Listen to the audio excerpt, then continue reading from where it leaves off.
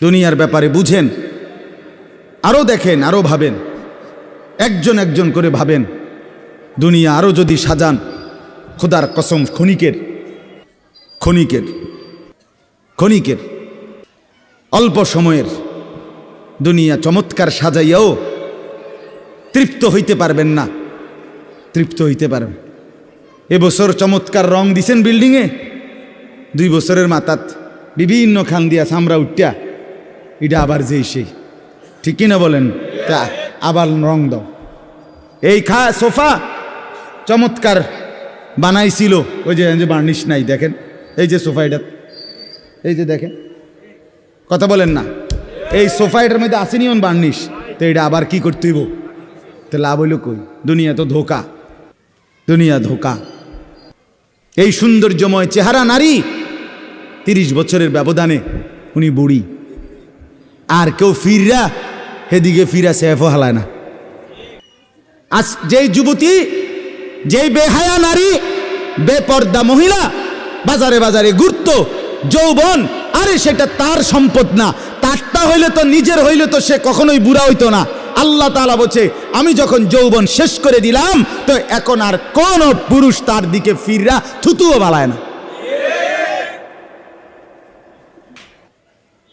দুনিয়া এক অবস্থায় থাকে না, এক হালাতে থাকে না বাপ। এজন্য ছেলেদেরকেও বলি, বাপ জিন্দেগি সুন্দর করো। তোমার এই হাসি থাকবে না, তোমার এই সুস্থ সুন্দর সুঠাম দেহ থাকবে না। আন্তরিকতা নিয়ে শুনলে, নিজের ভিতরে নেক মানসিকতা যদি থাকে, গ্রহণ করার মানসিকতা, তাহলে অল্প কথাতেও ফায়দা হয়। আর গ্রহণ করার মানসিকতা না থাকলেও 50 বছর শুনলেও গুনার অভ্যাস ছুটে না। দেখেন না, 70 বছরের বুড়া মানুষ চা দোকানে টেলিভিশন দেখে, তাহলে এত বড় বুড়ো মানুষ, মুরব্বী, উনি এখনো যদি বিড়ি খায়, সিগারেট খায়, এখনো যদি চা দোকানে টেলিভিশন দেখে, তো ওনার এই মন্দ অভ্যাস, বদ অভ্যাস কত বছর পরে ছুটবে? উনি আরো কয়শো বছর বাঁচলে গিয়া বুঝবে এটা গুনাহ। আর ওনার আর মেয়াদ আছে কি? এই জন্য বললাম, আপনি খবর নিলে দেখবেন 30 বছর মসজিদে আসা যাওয়া করে ঠিকই, কিন্তু যথাযথ আন্তরিকতা, দিলের মধ্যে আখেরাতের কোনো মানসিকতাই নাই, নিজেকে বদলানোর অনুভূতিই নাই, ফিকিরে নাই। সোজা কথা, পরকাল বলতে কিছু, এখন যা আছি তাই। এখন সুখে থাকলে সুখী দুনিয়া, এখন দুঃখে থাকলে দুঃখী। জিফুত যদি ঠিকমতো খানা খাদ্য খাওয়ায় খুশি, ঠিকমতো খানা খাদ্য নাই দুঃখী। মানে দুনিয়া পেলে খুশি, দুনিয়া না পেলে দুঃখী। লাভ লোকসান, আয় ব্যয়, হিসাব কিতাব, সুখ আনন্দ, দুঃখ বেদনা, হাসি কান্না, আবেগ অনুভূতি, সবটাই শুধুই দুনিয়াকে কেন্দ্র। এখানে কি পেলাম? এখন কি পেলাম? এখন কি পেলাম? ইনহিয়া ইল্লা হায়াতুনা দুনিয়া নামুতু ওয়া নাহইয়া। আল্লাহ তাআলা বলেন, নাফরমান আর পাপীদের জীবন কেমন হয়? কোরআনে আল্লাহ বলছেন, তাদের অবস্থা হয় এমন যে তারা বলে জীবন কেবলই দুনিয়ারটা, আর কোথাও জীবন নেই, আর কিছু নাই। নামুতু ওয়া নাহইয়া, এখানেই মরব, এখানেই বাঁচব। ওমা নাহনু বিমাবউসিন।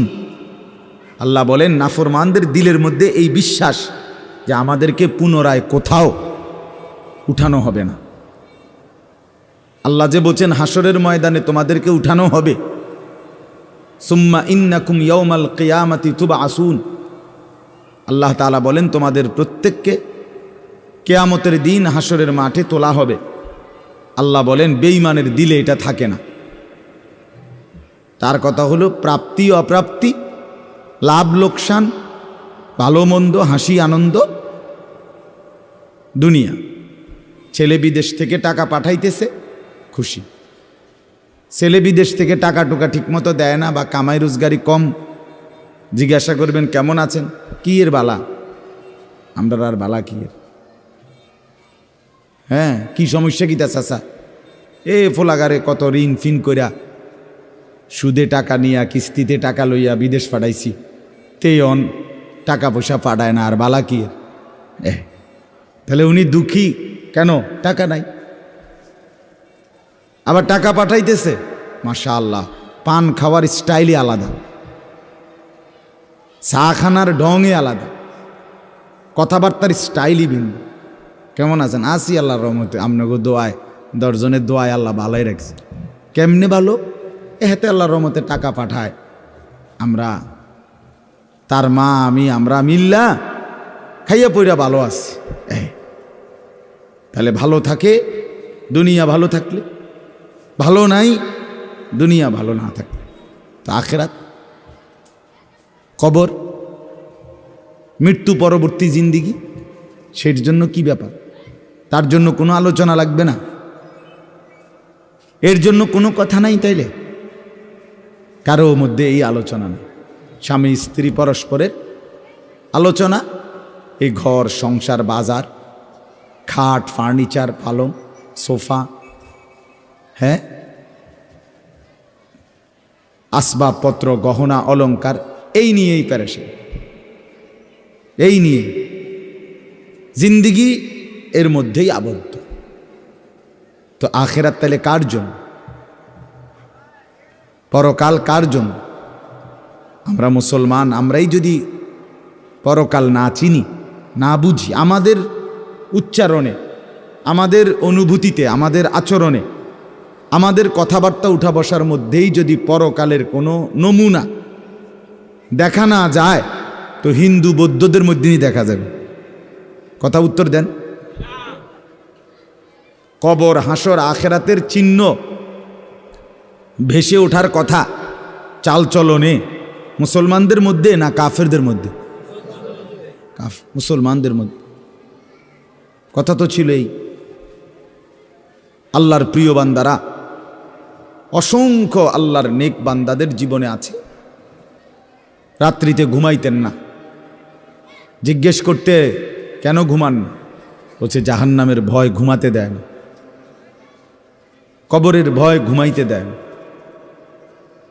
হজরত আবু বকর সিদ্দিক রাদিয়াল্লাহু তাআলা আনহুর মতো সাহাবী আফসুস করে বলতেন, হায় আমি যদি একটা গাছের পাতা হতাম, আমাকে যদি একটা চতুষ্পদ জন্তু গরু কিংবা ছাগল সেই পাতাটা যদি খেয়ে ফেলত, অর্থাৎ আমি যদি মানুষ না হতাম।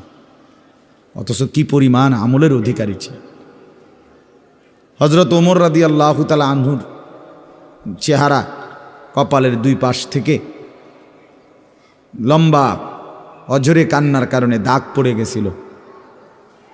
হজরত ওমর রাদিয়াল্লাহু তাআলা আনহুর ইন্তেকালের মুহূর্তে হজরত আব্দুল্লাহ ইবনে আব্বাস সাহাবী তিনি বলছিলেন, আপনাকে আল্লাহ তাআলা অনেক মর্যাদা দিয়েছেন, আপনি 10.5 বছর মুসলমানদের খলিফা ছিলেন, আপনার মাধ্যমে আল্লাহ তাআলা দিক দিগন্ত মুসলমানদের বিজয় দান করছেন। কত রাজ্য কত এলাকা আপনার এই 10 বছরে বিজয় হয়েছে। আপনার অনেক সম্মান, অনেক মর্যাদা, অনেক গুণ, অনেক বৈশিষ্ট্য। হজরত ওমর রাদিয়াল্লাহু তাআলা আনহু